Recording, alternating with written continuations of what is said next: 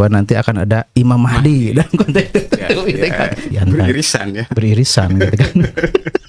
Ya menarik itu. Gitu kan. Jadi tidak selalu mitologi itu tidak empiris, ada juga kalau dikolaborasikan dengan ilmu pengetahuan kayak polling dan survei misalnya, dalam konteks tertentu itu bisa menemukan kebenarannya. Tidak selalu ramalan itu tidak saintifik.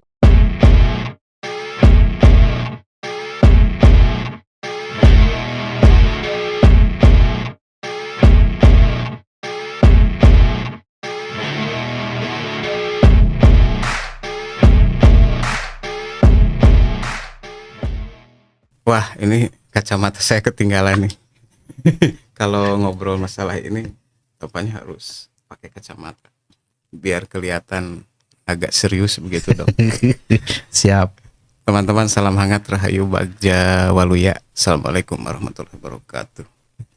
Dok, sekarang ini ada fenomena menarik nih. Jadi orang itu sekarang tidak diukur oleh tingkat pendidikan gitu ya. Semua itu ngobrol topik yang sama gitu dan relevan gitu, Dok. Ya, kalau pemikiran itu kan ada ontologis ya, ada epistemologis, kemudian aksiologis. Nah, sekarang ini ada kecenderungan di tingkat aksi itu antara mitos dan ilmu pengetahuan itu berkolaborasi, bukan berkolaborasi ya, Bercampur ya hibrid begitu ya, bercampur, tetapi itu di tataran aksiologis jadi begitu. Nah, kita juga menjelang pesta demokrasi, ternyata ini juga saling berkelindan begitu. Ya. Dan fenomenanya menarik. Oke. Nah, itu gimana tuh sebetulnya dari kacamata seorang akademisi tuh? Iya, ya begini. Jadi kan alam pengetahuan manusia atau alam pikiran manusia itu kan dibagi menjadi 3 segmen gitu ya.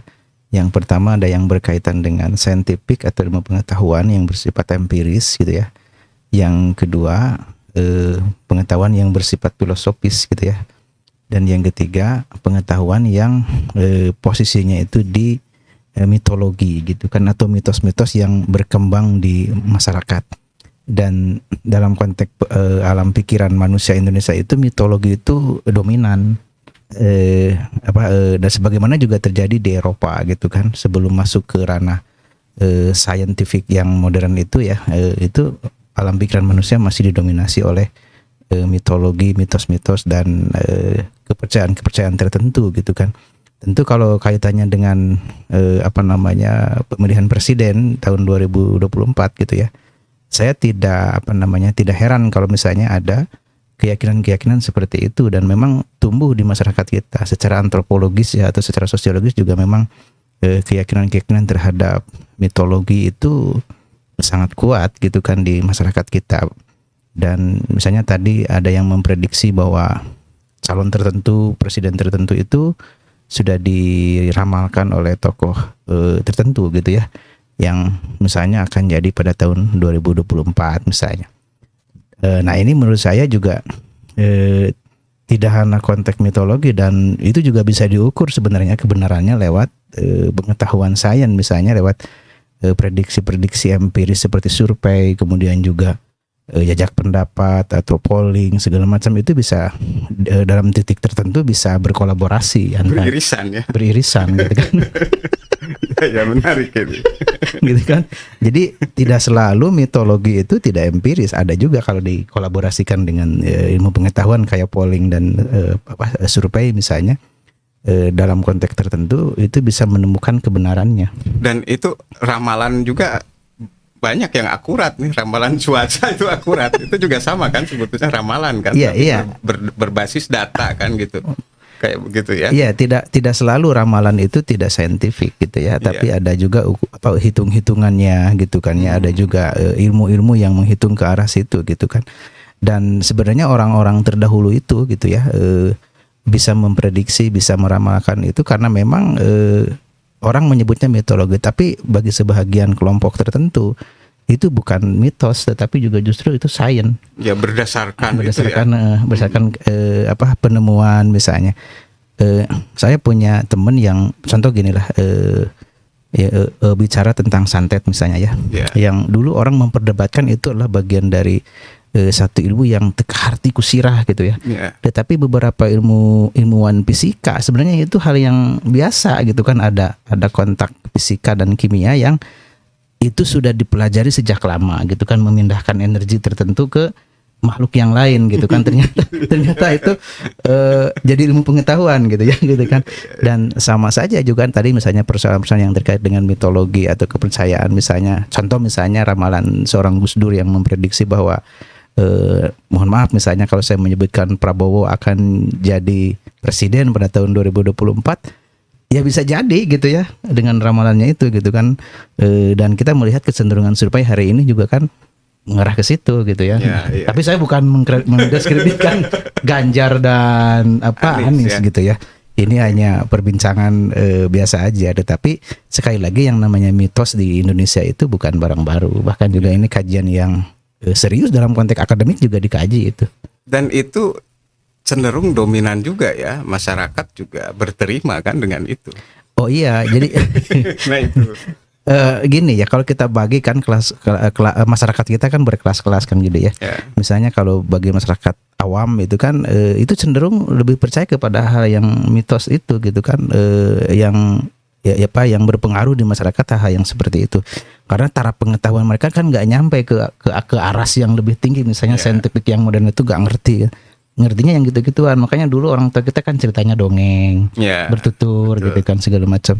Nah ini mempengaruhi alam pikiran bangsa Indonesia yang saya rasa tadi ya percaya kepada hal-hal yang bersifat mitos. Dan ini juga beririsan misalnya contoh kenapa para wali songo dan lain sebagainya untuk mengislamisasi atau mengislamkan bangsa Indonesia pada saat itu juga bercerita tentang mitos-mitos seperti itu gitu kan, masuk ke situ. Cerita wayang, cerita ada istilah syahadat itu dipelesetkan sedikit menjadi kalimat dalam perwayangan itu kan, bukan syahadat tapi ada nama lain dari syahadat itu. Tetapi maksudnya ke situ gitu kan, karena masyarakat kita kan lebih percaya bahwa ini jimat gitu kan, ketimbang dikatakan ini syahadat tapi ini jimat, dan orang mencari gitu kan, dan pada akhirnya pada titik tertentu dia bersyahadat. Nah dalam konteks presiden juga mitos itu juga selalu diburu gitu kan, bahkan juga ada beberapa kalangan yang mencari atau menerawang siapa sih yang akan jadi pada tahun 2024. Bagi saya itu hal yang biasa aja, dan alam pikiran manusia tidak harus selalu saintifik semua gitu kan. Kita juga di konteks ajaran Islam juga memberi ruang itu ya. Memberi ruang itu, percaya kepada yang gaib kan nggak pernah kita lihat gitu kan. Ya harus gitu kan, iman nggak pernah yang gaib gitu. Ya, tapi ini kan very kolosal nih gitu. Jadi kalau memang ini digaungkan, ini kan jadi bisa menjadi pembingkaian juga kan gitu. Masyarakat bisa terbingkai juga kan gitu. Iya, nggak apa-apa, gitu nggak apa-apa. Menurut saya hal yang biasa gitu kan, dan tentu tapi ini mungkin menguntungkan bagi menguntungkan bagi kelompok tertentu. Gitu kan. Umpamanya jadi ada pembingkaian kan gitu. Jadi ya udahlah kita juga ke sana kan gitu, kayak gitu. Nah ini tampaknya tergantung dari pinter-pinternya tim ya. Iya. Jadi gini, orang dulu kan memprediksi orang ingin ingin masuk ke kekuasaan itu pakai teori-teori yang tadi gitu kan, mitologi dan lain sebagainya gitu kan. Sekarang kan pakai teori riset gitu kan, maju berkembang menjadi ilmu pengetahuan. Tapi kalau itu dikolaborasi sebenarnya bisa gitu kan, antara kepercayaan yang bersifat abstrak ya dan riset yang bersifat empiris. Juga saya juga melihat menemukan titik temu dalam satu kajian tertentu gitu ya. Dan itu menarik dalam sebuah kajian gitu kan. Sekali lagi alam pikiran ini juga saya tadi mengatakan tidak bisa disederhanakan gitu kan, pikiran orang Indonesia itu.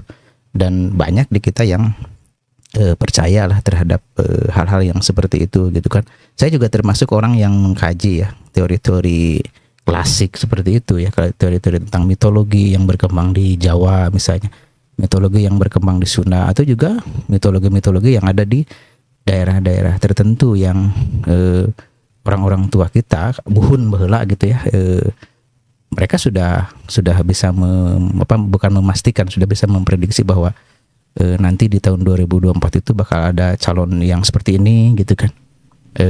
Misalnya kalau di Jawa ada prediksi tadi Gus Dur, ada prediksi Joyoboyo dan lain sebagainya. Bahkan juga mungkin di Jawa Barat ada istilah Wangsit Siliwangi gitu kan, bahwa itu juga kalau Budak ditarik Angon kan? budak Angon gitu yang kan. bakal jadi pemimpin. Tapi Dok, bukan untuk Prabowo saja, sebetulnya untuk Anies juga ada kan di kita nih di Tasikmalaya tempo hari kan itu ada semacam fatwa ya, bukan fatwa ya, artinya Ulama ya. ulama Iya, gitu iya. kan. Dan itu dikaitkan dengan, malah ini juga sama kan, Iya. sama kan, sejalan kan dengan yang tadi kan, bahwa yang bakal melenggang itu Anies kan gitu ya.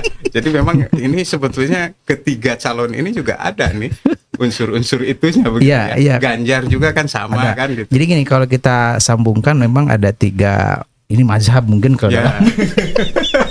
Ini ada menarik. ada mazhab Gus Dur yang mengatakan bahwa Prabowo nanti akan jadi gitu, di usia tua itu menjadi presiden gitu kan.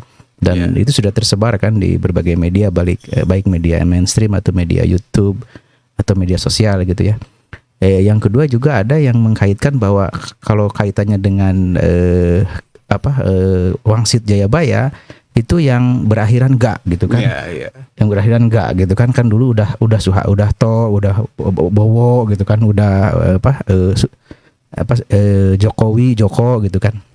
Nah, sekarang bagian ga gitu kan. Saya tidak tahu apakah itu ga itu mengerucut kepada Ganjar atau Gatot gitu kan, atau mungkin ke calon yang lain, tapi sudah ada ke situ. Yang ketiga juga ada yang tadi yang itu konteks lokal Tasik ya, yang mengatakan bahwa nanti akan ada Imam Mahdi dan konteks tertentu gitu kan.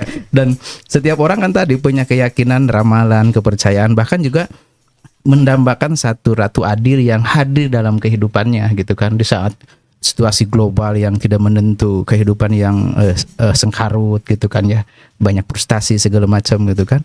Maka dalam keyakinan seseorang itu akan ada satu pemimpin yang mengeluarkan itu gitu kan, yang disebut dengan Ratu Adil. Nah, di kalangan tertentu juga Anies bahkan dalam tanda kutip tadi sudah dikatakan ini akan jadi Imam Mahdi di tahun 2024, meskipun itu agak sedikit mohon maaf gitu, terlalu berlebihan gitu kan kalau menurut saya. Tapi bukan itu maksud saya, tapi tentu keyakinan itu juga saya hargai sebagai bagian dari kepercayaan atau keyakinan masyarakat Indonesia gitu. Oke, karena kita kembalikan ke tadi bahwa sejarah pemikiran kita itu kan 3 fase itu kan. 3 fase itu. Ontologis, epistemologis, dan aksiologis. Tapi ternyata sekarang di tataran aksiologis yang baik yang ontologis, yang mitologi, mitos, dan epistemologi yang berdasarkan ilmu pengetahuan, ternyata juga itu dikolaborasikan jadi beririsan dan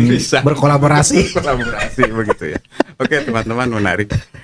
Jadi kita ini hanya sekadar memotret yang sedang berkembang saat ini gitu ya, dan kemudian kita mencoba berbagi dengan teman-teman di kanal ini. Ya, saya ingin bukan menyimpulkan lah, semacam mengakhiri perbincangan ini. Jadi sekali lagi, alam pikiran manusia itu tidak bisa dipukul rata harus sama, misalnya masuk dalam konteks ranah sains modern misalnya.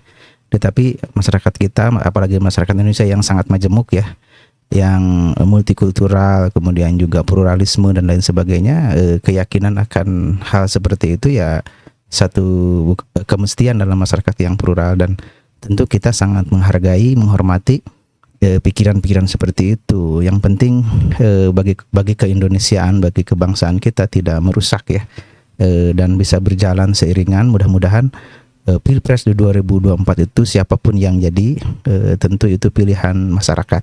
Walaupun memang tadi beraneka ragam keyakinan dan pikiran, nggak masalah, itu warna dari demokrasi bangsa Indonesia yang Bhinneka Tunggal Ika. Dan itu memperkaya hasanah Nusantara. Iya, hasanah Nusantara. Oke. Teman-teman, salam hangat, Rahayu Bagja Waluya. Assalamualaikum warahmatullahi wabarakatuh.